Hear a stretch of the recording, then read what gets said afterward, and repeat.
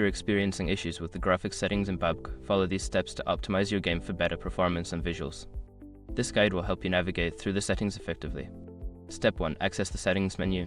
Open PUBG and navigate to the main menu.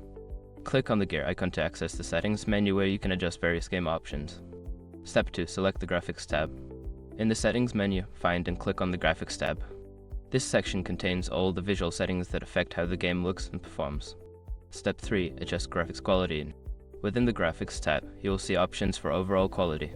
Start by selecting a preset that matches your system's capabilities, such as low, medium, or high. If you're experiencing lag, consider lowering the quality.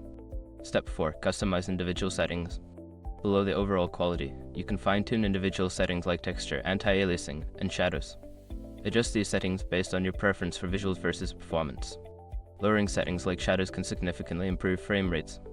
Step 5. Save and test changes. After making your adjustments, click on Apply to save the changes. Launch your game to test the new settings and see if your performance has improved. If necessary, go back and make further adjustments. By following these steps, you should be able to fix and optimize your graphics settings in PUBG for a better gaming experience. Enjoy your game.